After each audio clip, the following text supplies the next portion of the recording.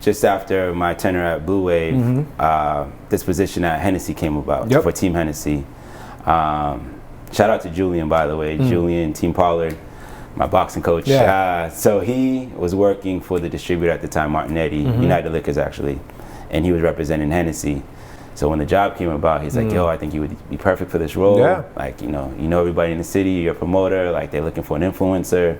Like this could be you. Shout out Julian. Yeah, so I applied and I got an interview. It was a phone interview. Went terribly. When I tell you terrible, it was supposed to be at like noon.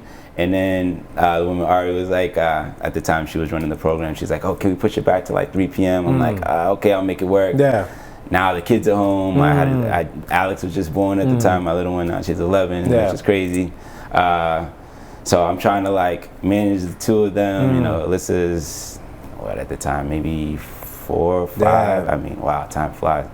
So I'm trying to manage them and take this interview at the same time. And you hadn't been interviewing for a while at this point. I had not had an interview. Do you even have a resume? Because I mean, like, what do you put on the like club promoter? Mean, for that, I had to put like down the relationships I had in the city. That was kind of like it was a very informal resume, but I had to show like what I had done. So I didn't get the call back initially. Damn. They interviewed a few other people in the city. Those people got called to New York. I was like, yo, when I tell you I was down on myself, like, I can't believe I missed this opportunity.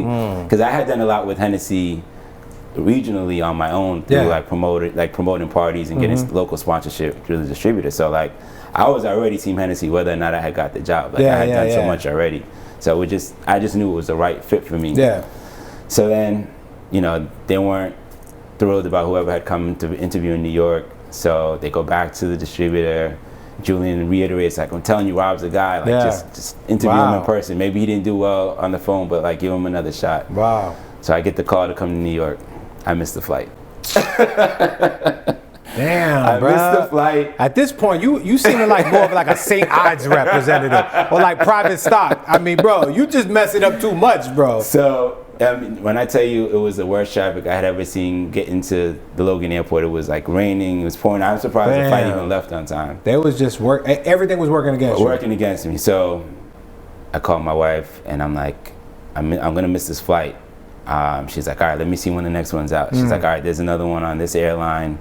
Just book it. Like, we'll pay for it out of pocket. You'll get there like maybe 30 minutes or an hour late. I was like, all right, cool. When I get on the plane, I call the hiring manager. I was like, Aria, I missed my flight, but I'm on another plane now, so I'll be there by this time.